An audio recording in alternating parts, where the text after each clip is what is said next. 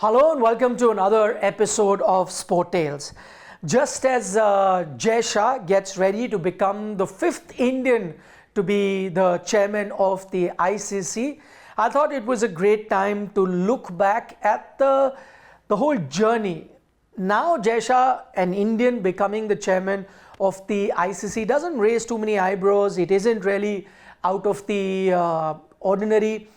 This is just an extension of India being a superpower in cricket, and that's why it doesn't surprise many people. But why is it that the story that I tell you today is so important in Indian cricket? Because it actually tells you from where we are coming, where India was at one point when it comes to cricket and a say in cricketing matters, to where we've reached now, where an Indian becoming an ICC chairman is just normal. It's part of just the cricketing legacy and the power that India has at the moment. So I'll take you back to the 80s because that's where our story starts today. 1983, as you know, was the year India won a World Cup. A small little incident happened at that time. India were refused a few extra passes for the final. N.K. Salve, the BCCI president then, he said, okay, if this is how they're going to treat us, we're going to take the Cricket World Cup away from England, because remember the previous two editions had also happened in England. And he came up with an ambitious project of taking the World Cup to the subcontinent. It happened in 1987. It was a collaboration between India and Pakistan. They came together to take that World Cup away to India. In 1987, the Reliance World Cup happened. But the protagonist of our story today is not N.K. Salve, but a young cricket administrator at that time. His name was Jagmohan Dalmia. He, alongside Ayaz Bindra, another very well-known cricket administrator who did a lot for Indian cricket, they came together. They were like, the backup, the deputies to an N.K. Salve. They ensured that the 87 World Cup happened here rather successfully.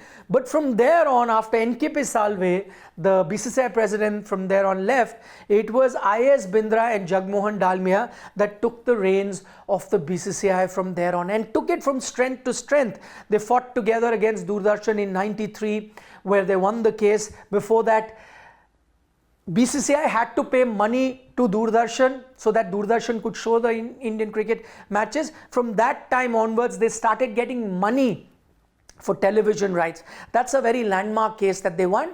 And from there on, Indian cricket began to change. Indian cricket started getting a lot of money. Today, as you know, almost 50,000 crore is what the IPL rights go for, let alone what happens to Indian cricket from there on. And then there are ICC rights as well. So the money really comes from television, right? All of that also started courtesy Ayaz Bindra and Jagmohan Dalmia.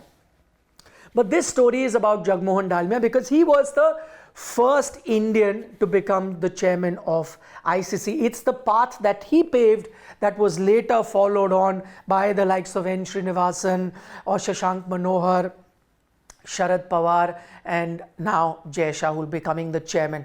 So what are the difficulties that he faced? Now, Jagmohan Dalmia, once he had ensured that Indian cricket became profitable, his eyes were set on the ultimate prize of becoming. Till now, they were competing. They had taken that Cricket World Cup away from the Western nations, but they were still looked at as inferior to the likes of Australia and England that still dominated the discourse in international cricket. So his next aim was to become the chairman of the International Cricket Council.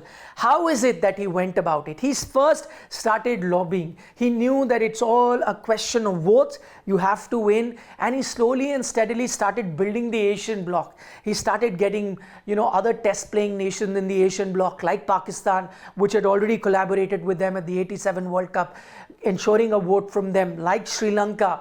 He promised them a Cricket World Cup. 1996 World Cup happened between Sri Lanka, India and Pakistan. Started getting Sri Lanka very close. He got South Africa back into the mix. Remember, South Africa, they had been banned for apartheid. Their first series that they played in international cricket after a long gap was in India, and that first game happened in Kolkata. So Jagmohan Dalmia had become very active and instrumental and started getting all these other countries involved and increasing his vote base. That was going to be very important. He did all of that.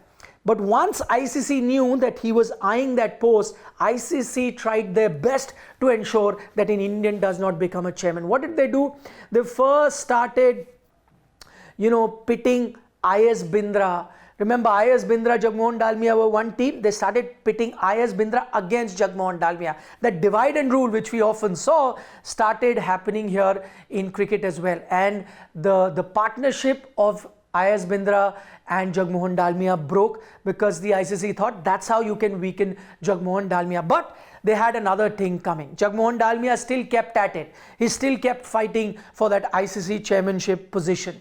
In 1996, he stood for the elections of the ICC chairman, and guess what? He won that election with a vote margin of 25-13. So Malcolm Gray was the ICC chairman at that time. He was fighting against him, but Jagmohan Dalmia won that 25-13. But as I said, they were not going to allow an Indian to become a chairman. First, trick failed of IS Bindra. The second trick they came up with, when Jagmohan Dalmia had won the election, they said, listen, there is a technicality. You may have won all the overall election, but there's a technicality. You need to have 2/3 of the vote of the 9 test playing nations. 2/3 of them also have to vote for you. Only then can you be declared a winner. And unfortunately, Jagmohan Dalmia at that time did not have 2/3 of the 9 test playing nations, because the test playing nation was still under the control of the Englands and the Australias of the world. And so Jagmohan Dalmia, second impediment, but he did not give up. A year later, he again fought the elections. This time, he did become the ICC chairman. That was a bitter pill for the first world of international cricket to swallow at that time. So what did they do? They started doing various other tricks.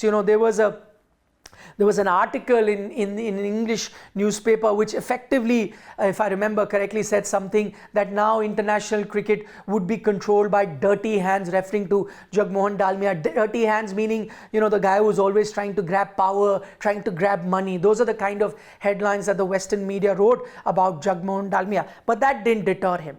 There was another incident that happened, that when he became the ICC chairman, he was to address a press conference, and another ICC administrator at that time stopped the press conference and stopped the journalists from asking questions to Jagmohan Dalmia, saying, listen, let the new chairman not answer. I will answer your questions, because he will not understand your accent. So this was another attempt at humiliating him in front of the international media. These are the kind of steps that were being taken against Jagmohan Dalmia, but he did not give up. At that moment, the ICC office was in London at the MCG. That's where at the MCC, I beg your pardon, that's where the Marylebone Cricket Club, where the ICC office used to be. And there was no cabin for the ICC chairman. He had to sit on the same table, share the table with the ICC CEO. That's how it was done. And Jagmohan Dalmia insisted that I need to have a cabin. When nobody heard him, well, then he gave an ultimatum to the CEO. He said, listen, you have two options. Either you give me my own office in the ICC headquarters, or you will have to come every day and sit at the lobby of my hotel where I am staying in London and work from there, because I want you to work in front of me. You are a professional, you are in a professional position, and you have to answer to me, the ICC chairman. So he did not back down. He fought his own battle, and after some time, things started falling into place, and the first world of international cricket had to accept Jagmohan Dalmia, an Indian, leading the ICC. And then eventually they got a lot of benefits from that too. When Jagmohan Dalmia took the reins of the ICC, it wasn't a massive profit-making body.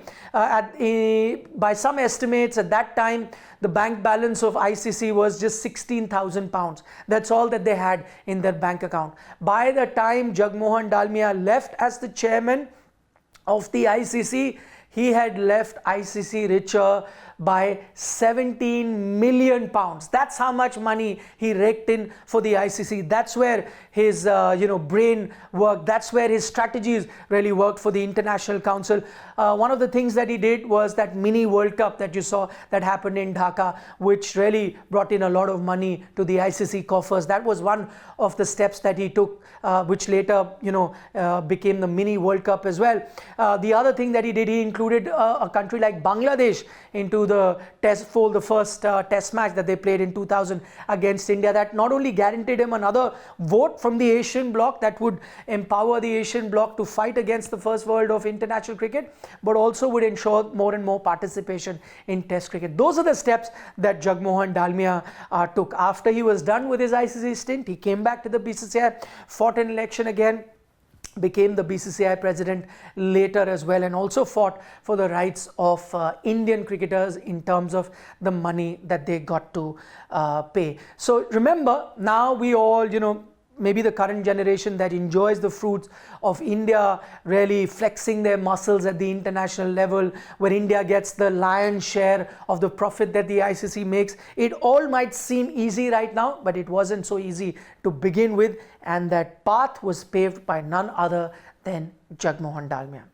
If you enjoyed this episode of Sport Tales, I would appreciate it if you give this video a like, share it with your other sports loving friends, and yes, as always, don't forget to subscribe to Sports Today for more such content. Nikhil Naz signing off.